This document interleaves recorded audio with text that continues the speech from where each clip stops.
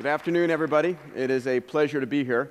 It's a fun conversation and a great environment. As my friend Richard Kane said, you know, before lunch you're curing the blindness, you're housing the poor, and after lunch you're feeding the world. So where else could you have such a conversation? I am passionate about solving problems, not talking about them. At the end of the day, aren't you sick and tired of people who are just talking about problems constantly and not actually taking action and going and solving them? Because that's what it takes. It takes not just having the conversation. Thank you. I appreciate that. At the same time, I know many of you are willing to put your money where your mouth is, invest in these things.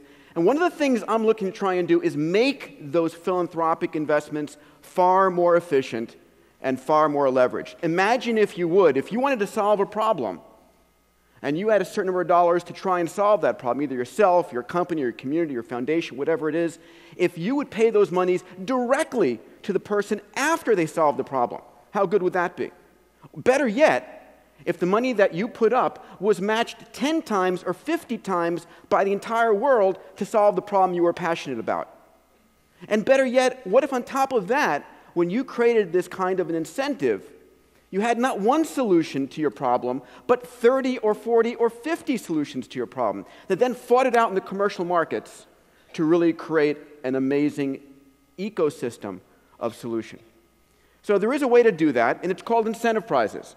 Incentive prizes have been around for a while, and what myself and my organization has done is really study them to find out what makes them tick and what makes them work.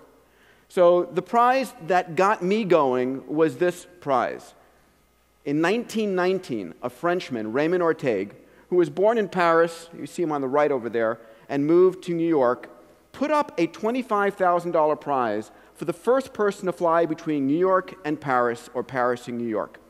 Very simple. His homeland, his new home, he offered it up. People laughed at him in 1919. It's impossible. You can't do this crazy thing of flying nonstop between New York and Paris. But incredibly, that incentive prize drove 9 different teams to spend $400,000 to win his $25,000 prize. And the most unlikely person to win it, Lindbergh, made the flight, and 33 and a half hours later was the most famous human on the planet. Better yet, the most likely guy to win it, Admiral Byrd, the first one who had flown to the North Pole, crashes on takeoff because he had overweighted his airplane with china and champagne so that he could celebrate when he lands in Paris as if there'd be no china and champagne when he gets to Paris. I don't know what this guy was thinking. But it wasn't that really got me, that there was 16 times the prize money being spent. It was the impact of that prize. The fact that within 18 months of Lindbergh's making this flight, the number of passengers in the United States went from 6,000 to 180,000, a 30-fold increase. It wasn't that aviation got easier, the air got thicker, gravity got less. It was that this dramatic demonstration got people to realize, oh, wow, I can do this too. And this is part of the human psychology of paradigm changes, that we need dramatic demonstrations to change where our brains are locked into.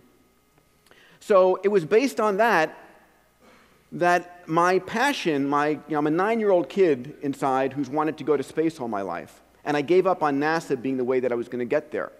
And so in reading this book, The Spirit of St. Louis, that Lindbergh wrote, and reading about all these teams, I said, I'm going to create a prize to create a new private generation of spaceships that can carry me and my friends into space. So the idea was $10 million, enough money to incentivize people. It had to be privately funded. A 3-person spaceship, and at the end of the competition, you'd have a pilot and 2 paying passengers, or an autopilot and 3 brave passengers. You'd have to fly to 100 kilometers, come back down, and within 2 weeks make the trip again, which meant the vehicle was reusable, and the cost of the second flight was the fuel and the touch labor. Well, incredibly, it worked. We had 26 teams from 7 countries around the world who spent $100 million to win the $10 million prize. So I was extraordinarily proud. At the end of the day, we had 6 billion media impressions from this competition. We were on the front page of Google.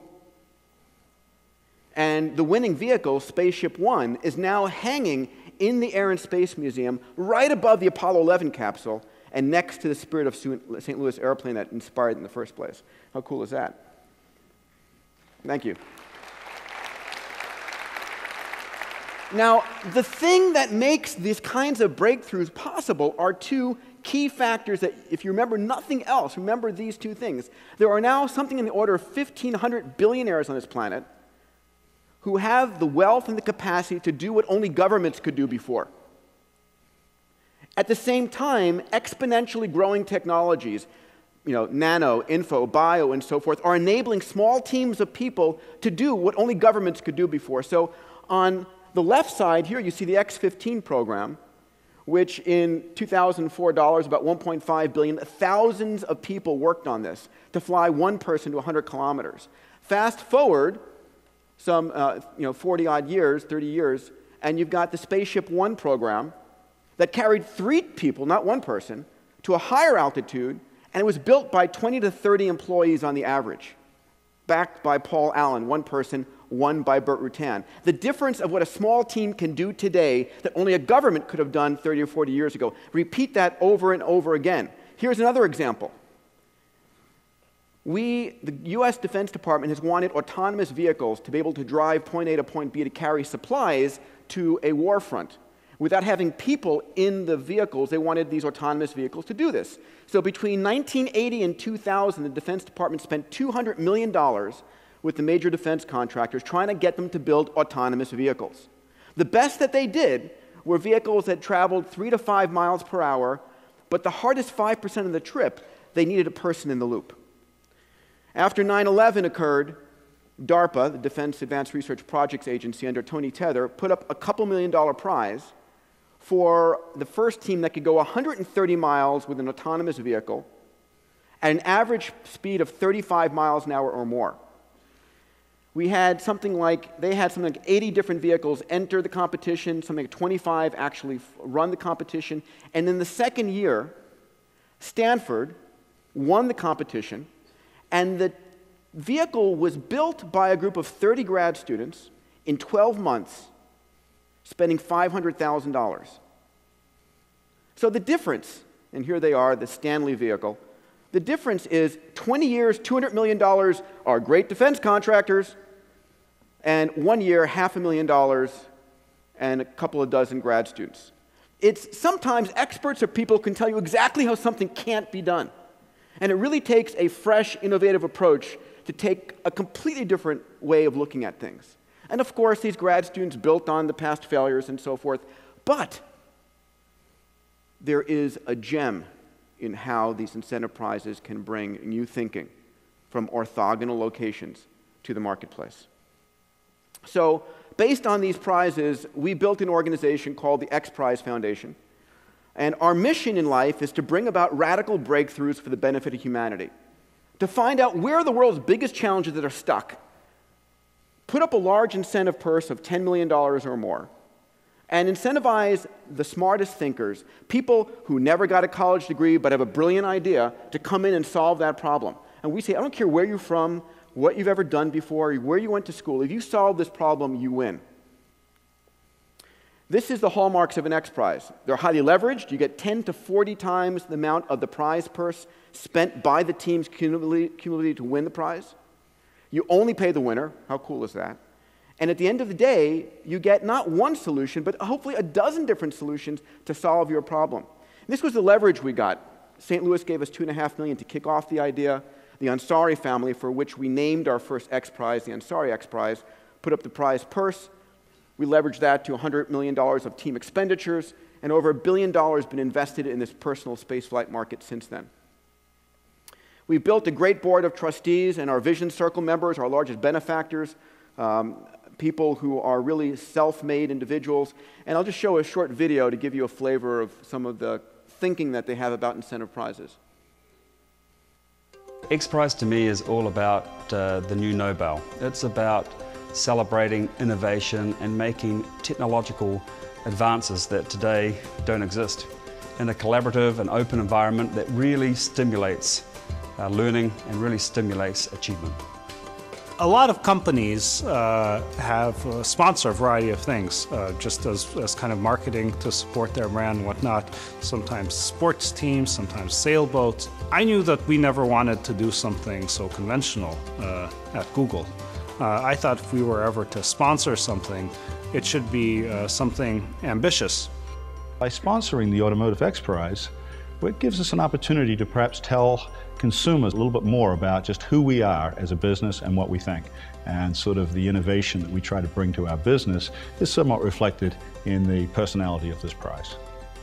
The brand of X Prize is a symbol of good people trying to do really good things through incentivizing audacious acts of achieving things that most organizations don't either have the resources or maybe courage to try to do.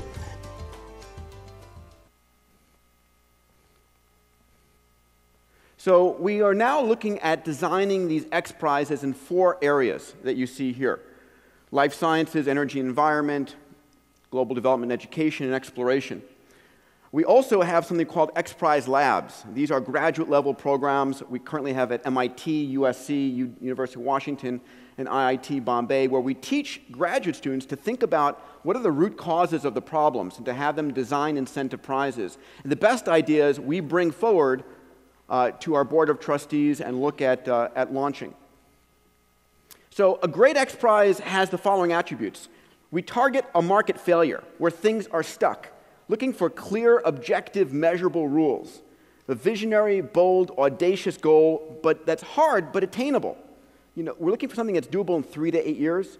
Less than 3 years was too easy. More than 8 years, no one cares anymore.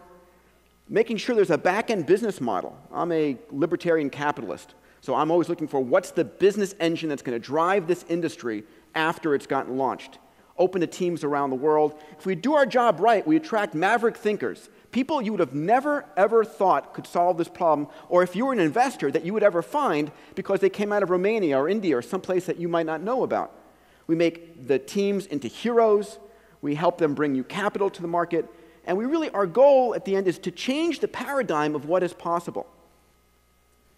So we have about $50 million in active X Prizes today. We launch about 1 of these per year. Our first one we launched is called the Archon X Prize for Genomics. Craig Venter, who sequenced the first human genome, is the co-chair of this prize. You have to sequence 100 human genomes in 10 days. The next prize we launched was the Google Lunar X Prize. Google put up $30 million in prize money. And all you have to do to win this is build a robot, fly it, land it on the surface of the moon, send back photos and videos. But at the end of the day, this is a way of bringing down the cost of exploring space by a factor of 10. These same vehicles will go to the asteroids, which are replete in all of the rare earth elements we need on this planet. And then the prize that we're most active in right now that's going to be won this summer is the Progressive Automotive X Prize. And the goal here is, my goal is to change the paradigm to say, you don't have to choose. You can have a car that's beautiful, affordable, safe, fast, and oh, by the way, gets over 100 miles per gallon or its energy equivalent. And why would you choose anything else? So this competition is up and going right now. We had 136, well, let's run the quick video. Come back in a second. We have ignition sequence start. We believe in meeting challenges with innovation. The power of an idea whose time has come. We believe in incentives and acclaim that inspire industry, improve lives, and change the world. A stage race competition, not just for a prize, but the prize. Real cars, real roads, real people. More than 60 teams from 10 countries with one goal. It's not just a competition, it's a challenge. It's more than a race, it's a revolution. It's about our future, and it starts now. The Progressive Automotive X Prize. So we put up this competition, announced it about 4 years ago. Progressive came on as our title sponsor about 2 years ago. We announced it then with Mayor Bloomberg in New York at the New York Auto Show. We had 136 vehicles from a dozen countries around the world enter. Now we're going through a down select. We're down to 50 of the 136 that have survived at this point. And they enter the final stage of the competition in Michigan, around Detroit, in end of April through the end of August. And these cars are basically going to be competing to be the fastest, most fuel-efficient cars on the planet. We're not interested in cars that are going to get fuel efficiency by going 20 or 30 miles an hour. We're interested in cars that you want to drive, that are manufacturable, safe, affordable, and beautiful. So stay tuned. This will kick in a high gear this summer. And hopefully, we're going to show a new generation of vehicles. And one of the things that we do at the X Prize is if you can't measure it, you can't improve it. So we're all about the metrics of improvement. So we've created, along with Consumers Union and EPA, a metric called MPGE, miles per gallon equivalent, such that it compares electric with hybrid, with gasoline, with biodiesel, whatever it might be. It's a matter of where the electrons are generated. So stay tuned for the Progressive Automotive X Prize. We also, in addition to X Prizes, do X Challenges, and these are $1 million level prizes. We held our last one this summer. And this was one that we did jointly with NASA. I won't go into the details here. But where are we going next? So in the last couple of minutes, let me discuss that. We're looking at deep ocean exploration prizes. Both Dave Gallo and Sylvia Earle are in our advisory committee. Eric Schmidt, the CEO of Google, has funded us to look at deep ocean X prizes. Perhaps a new set of vehicles that will carry humanity down to the ocean depths on a regular, consistent basis, or a new set of underwater autonomous vehicles that will map the ocean floor and tell us what's going on in this unknown frontier. Autonomous cars. Imagine an X Prize for the first autonomous car to win a NASCAR Grand Challenge against a top-seeded car driver.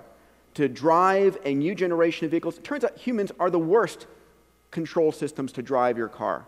We have 100 millisecond time delays. We're constantly distracted by things. At the end of the day, there'll be a new generation of cars that save 2 million lives per year and make it a lot more efficient for us to drive around the roads. Perhaps a carbon extraction X Prize, the first team that can show the ability to extract a metric ton of carbon within X joules in X time. We're looking at bionics, the ability for a person who's lost their legs, lost use of their legs, to have a set of electromechanical external legs to replace the wheelchair. The brain-computer interface, the ability to send a 50-digit random number bidirectionally to and from the brain. What is Google on the brain going to look like in 20 or 30 years? One of my favorites, the Artificial Intelligence X Prize, the AI Physician X Prize. Imagine a competition for an AI, an artificial intelligence. They can speak and listen in natural language, which they can do right now, but can diagnose a patient as good or better than any 10 board-certified doctors. It's possible. I guarantee you, if we launch this, it would be one inside of 5 years. The beautiful thing is that that computer can speak Swahili and Mandarin. Anyone with a cell phone, and there will be 80% plus penetration of cell phones in the next 3 years. Anyone with a cell phone in Africa, India, Russia, any place in the world can call it up and get medical advice. And you can for a second opinion if you want. We'll have to launch this one outside the US to keep the lawyers at bay. So I'll conclude with this thought that the most critical resource for solving humanity's grand challenges is the passionate and committed human mind. My goal is to put those challenges up there, incent them. People don't do it for the money. They do it because it's important and for changing the world and making the world that we want to happen. Thank you so much.